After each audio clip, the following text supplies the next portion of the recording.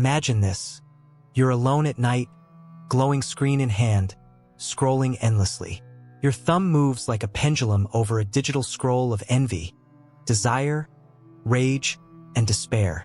You pass images of luxury you'll never afford, bodies sculpted by filters, opinions sharpened like knives. A laugh here, a meme there, then a political flame war, a tragedy, a child dying, a celebrity scandal, click, swipe, scroll. Somewhere in the black mirror of your device, something ancient and familiar stirs. You feel it. A split in yourself, a quiet terror. You're more connected than ever before, and yet you've never felt more alone. Fyodor Dostoyevsky predicted this. No, he didn't foresee smartphones or hashtags. But what he did see, clearly, disturbingly, prophetically, was the very nature of human consciousness when left unchecked, when drenched in self-awareness, disconnected from meaning, and bound to no higher ideal than its own fragmented impulses. He saw the human soul in rebellion against itself. In Notes from Underground, Dostoyevsky introduces us to a narrator who has no name, just pain. This underground man is a creature of thought, a prisoner of intellect, a man cursed by his own ability to reflect on himself. He doesn't act, he obsesses. He doesn't love, he resents. He doesn't believe in progress or utopia, only in the grotesque spectacle of self-destruction.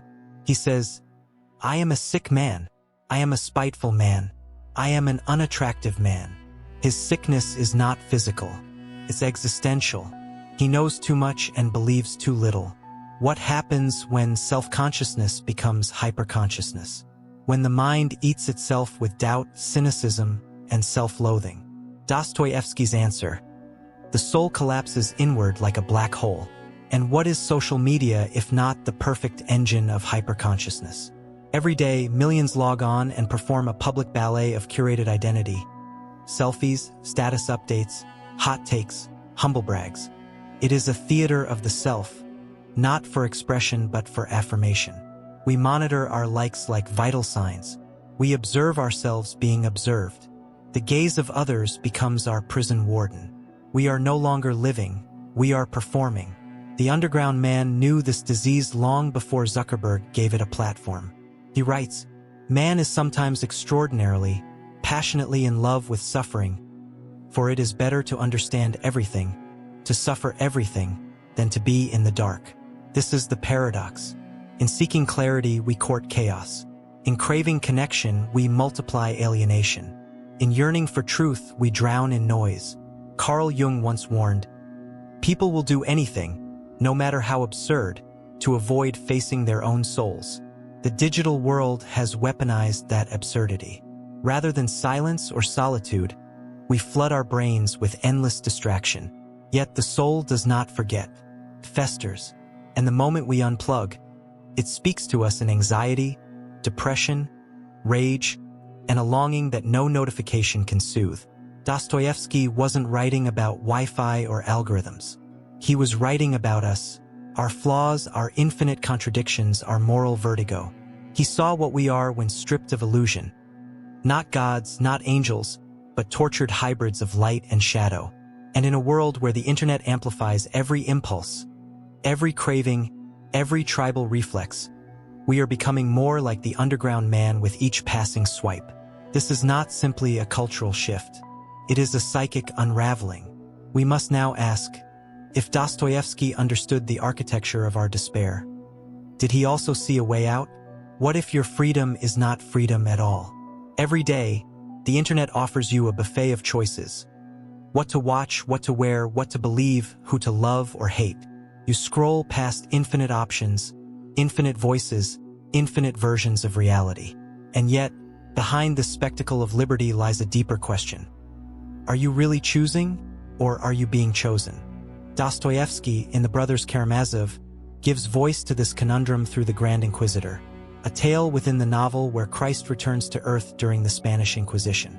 Rather than being welcomed, he is arrested by the church. The Inquisitor tells Christ, "You gave them freedom, and in doing so, you gave them suffering." Humanity, he argues, doesn't want freedom. We want comfort. We want someone to choose for us. And now, in the digital age, we have found exactly that, an invisible hand not of God but of the algorithm. We tell ourselves we are free because we can post whatever we want, follow whomever we like, indulge in whatever content feeds our whims. But those choices are not neutral. They are guided, shaped, and subtly manipulated by unseen algorithms. These digital curators know us better than we know ourselves. They predict our desires, feed our biases, reinforce our fears. Like the Grand Inquisitor, they protect us from the terrifying burden of true autonomy by offering us curated obedience dressed as personal choice. What Dostoyevsky feared was not the loss of freedom, but the burden of it. The paralyzing weight of choosing when no clear moral compass remains. And this is the internet's greatest sleight of hand. It multiplies options while eroding meaning. We can do anything, and so we do everything, half-heartedly, impulsively, and forgetfully. Jean-Paul Sartre once said, "Man is condemned to be free. In the digital age, that condemnation has become a kind of madness. Our screens deliver endless possibility, and yet we remain frozen, scrolling, liking, refreshing. Our lives become a sequence of almost choices, nearly decisions. Not action, but hesitation. Not freedom, but paralysis dressed in dopamine." In Notes from Underground, Dostoyevsky mocks the idea of rational self-interest, suggesting that even if humanity were given a perfect system that guaranteed happiness, we would destroy it, simply to prove we are free. He writes, "Shower him with all earthly blessings, drown him in happiness. And even then, out of sheer ingratitude, sheer spite, man would play you some nasty trick. This is not nihilism. It is a revelation." Dostoyevsky believed that man cannot live by pleasure alone. We need struggle. We need transcendence. And when the world offers us nothing but indulgence, we invent our own pain. Scrolling endlessly, arguing online, self-sabotaging in the name of authenticity. Today, we are not governed by kings or priests but by personalized feeds. They are seductive not because they force us, but because they offer us exactly what we want. Then remove our need to think deeply about it. The illusion of freedom in Dostoyevsky's world is the cruelest prison, and in ours it has become a beautifully designed interface. The real tragedy is not that we're being controlled. It's that we've mistaken our slavery for freedom. So where does this leave us? Trapped in a labyrinth of mirrors, each one reflecting back not who we are, but who we wish to appear as. The question isn't just what is freedom, but rather, what happens to the soul when freedom is commodified and sold back to us as data? We move now to the next stage of this descent, a darker, more volatile terrain, where anonymity breeds cruelty and the internet reveals the ugliest truths we hide from ourselves. There is a peculiar transformation that takes place when a person steps into the shadows of anonymity. In the physical world, our identities are guarded by the masks of civility, consequences, and the social gaze. But on the internet, behind usernames and avatars, behind the distance of pixels and code, the mask doesn't hide us. It becomes us. And in many cases, what emerges from behind that mask is not liberation, but something much darker. Dostoyevsky anticipated this mutation of the soul. In Demons, the Possessed, he chronicles how ideology and moral detachment corrode the individual. The characters, lost in abstract political fervor and detached from their own humanity, slide into nihilism and destruction. The key danger isn't violence itself. It's disembodied violence, the kind that emerges when people no longer see themselves or others as human, but as symbols, targets, obstacles. Online, we witness the same process, the disintegration of empathy under the weight of virtual disconnection. The moment a person becomes a faceless voice on a thread or a troll in a comment section, they lose the friction of presence. You no longer see the eyes of the one you mock. You don't hear the tremble in their voice. You don't watch their posture collapse when words cut deep. This absence of embodied experience doesn't make us more honest. It makes us more cruel. Arthur Schopenhauer warned, "Compassion is the basis of morality." But how can we feel compassion for a profile picture? How can we cultivate morality in a space where identities are fluid, voices are often synthetic, and consequences are rarely real? Dostoyevsky believed the soul is forged in the furnace of relationship, in eye contact, in confession, in suffering shared with others. The underground man, in all his loathing and cynicism, still craves human connection. He humiliates others not because he enjoys it, but because it's the only way he knows how to feel. Today, we see this pathology unfold in real time. Strangers online lashing out not just to hurt but to exist. A cruel tweet, a venomous post.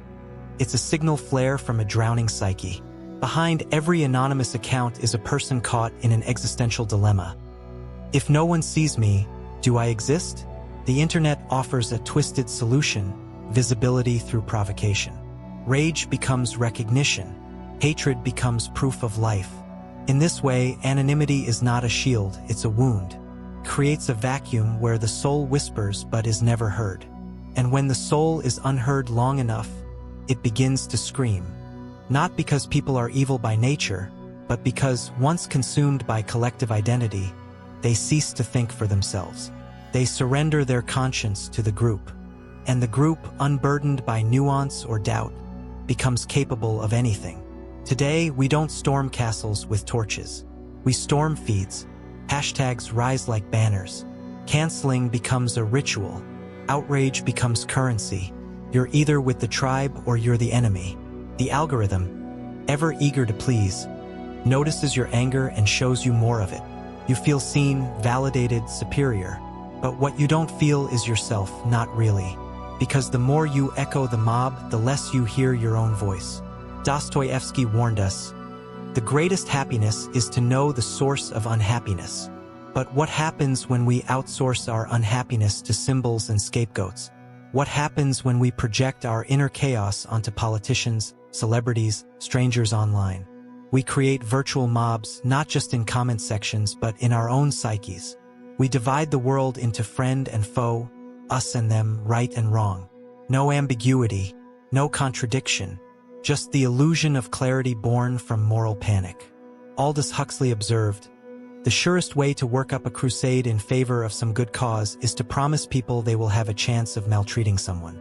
To be able to destroy with good conscience, to be able to behave badly and call your bad behavior righteous indignation.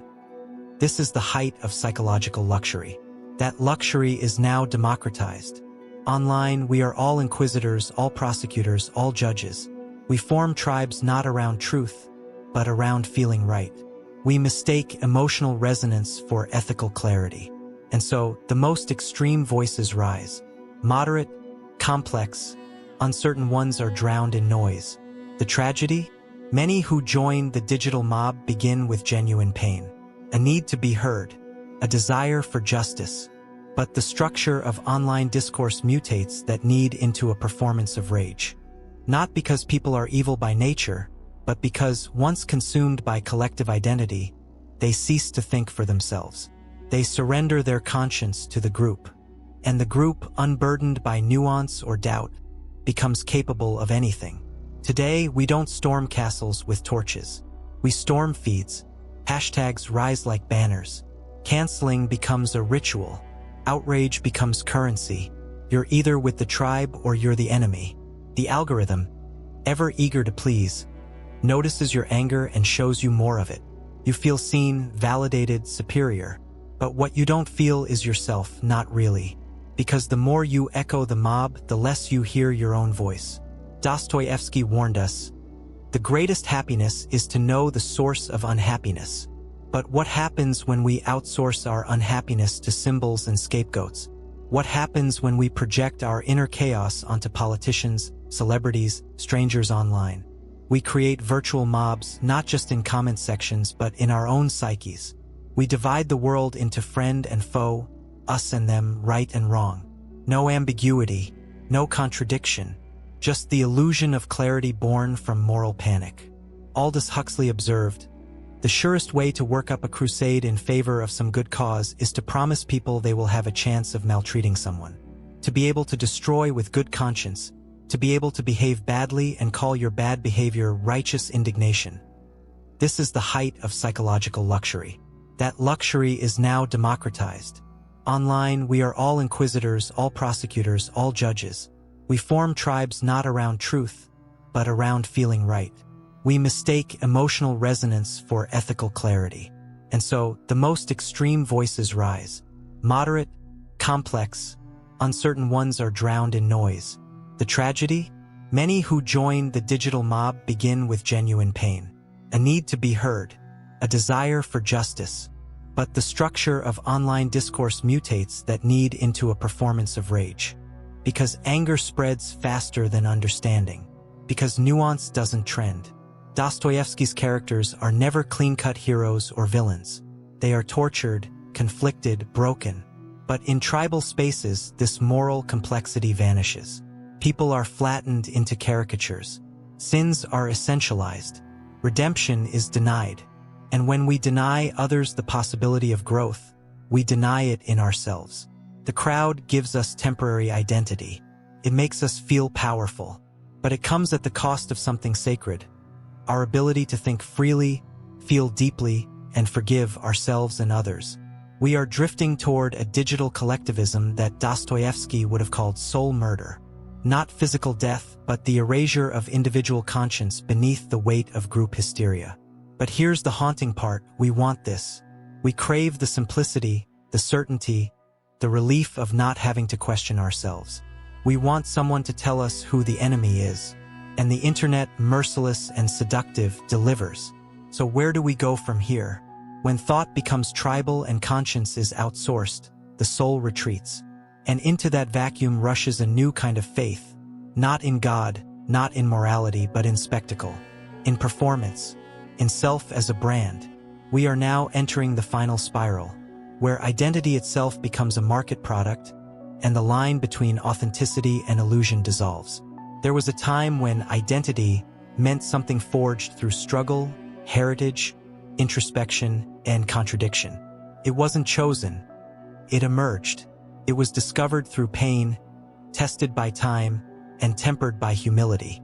But now identity is curated, cropped, filtered, captioned, and uploaded.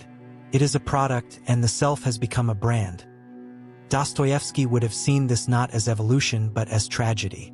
In The Idiot, Prince Mishkin, a character of pure sincerity and compassion, is mocked and ultimately destroyed by a society obsessed with appearances, performance, and power.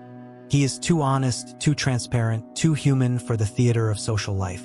What destroys him isn't evil in the classic sense. It's the corrosive effect of people pretending to be what they are not. People who have become strangers to themselves. Sound familiar? Online, we build versions of ourselves, profiles, bios, content streams, all of it designed for consumption. We reduce who we are to who we appear to be. The platform becomes the stage, and we become both actor and audience. But the more we perform, the more we dissociate.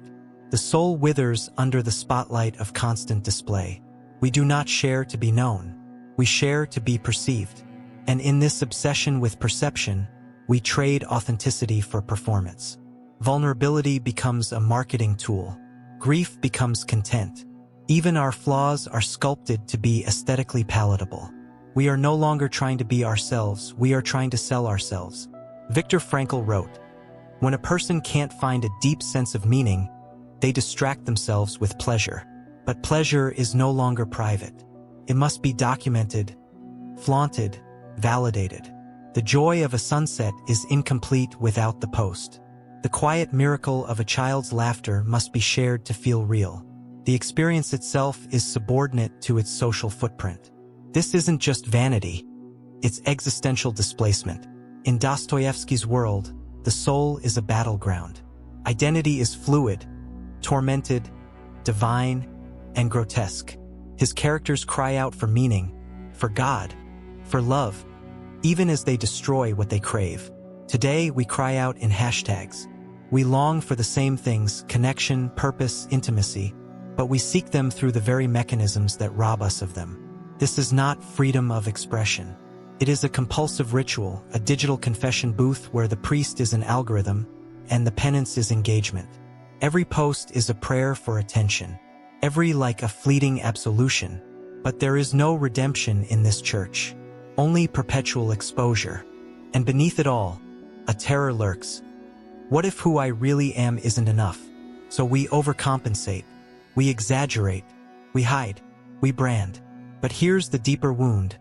We begin to believe in the version of ourselves we've created. We confuse the projection for the person.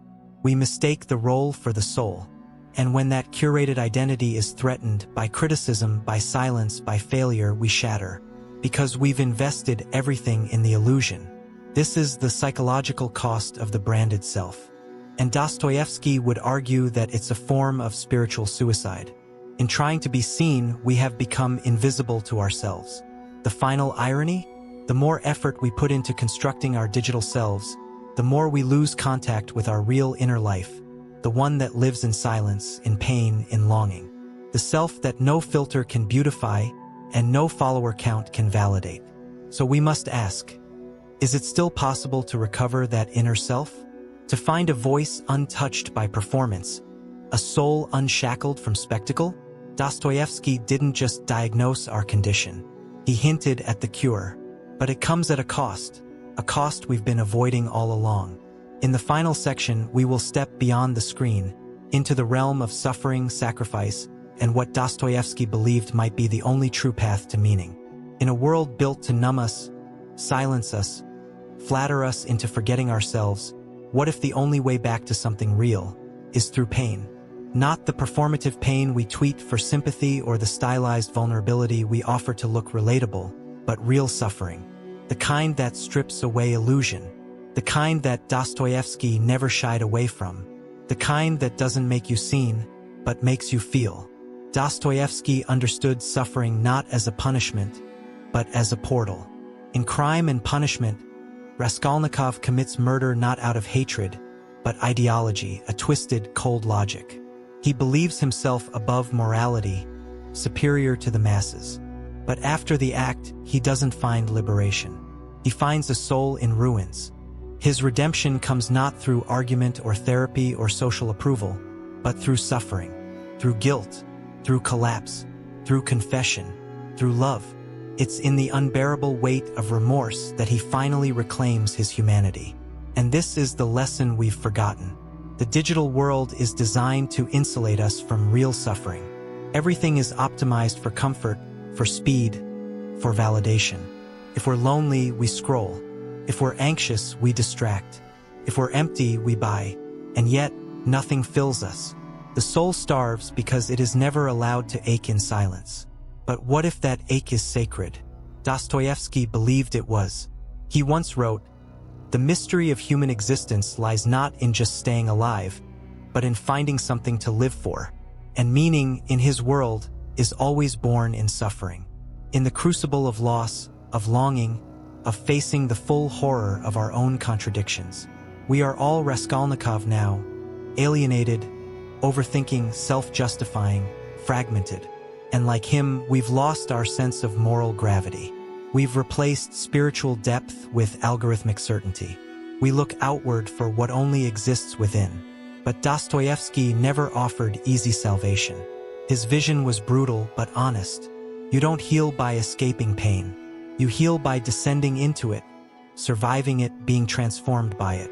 This echoes Viktor Frankl's insight from the Nazi death camps. In some ways, suffering ceases to be suffering at the moment it finds a meaning. Frankl didn't say suffering disappears.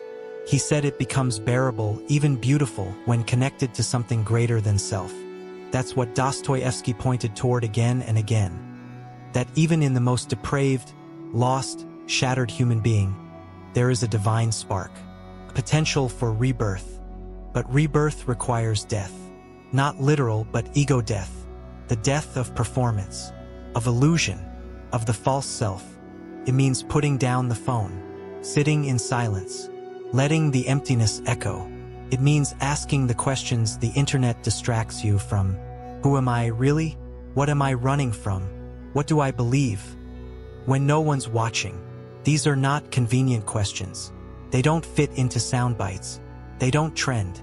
But they are the doorway back to the soul. We are addicted to noise, to spectacle, to the curated echo chamber. But Dostoyevsky calls us to something more dangerous and more real. To sit with our contradictions, to let them burn, to love even when it costs everything. to believe even when there is no proof, to suffer, not for attention, but for truth, and through that to be reborn not as an image but as a human being. This is the final paradox. The way out is in. The cure is not to escape the internet, but to resist its seduction with a deeper force: presence, conscience, suffering, and love. Not the love of dopamine and affirmation, but the quiet, terrible love that Dostoyevsky wrote about. The love that redeems, that makes suffering holy, that makes us whole again.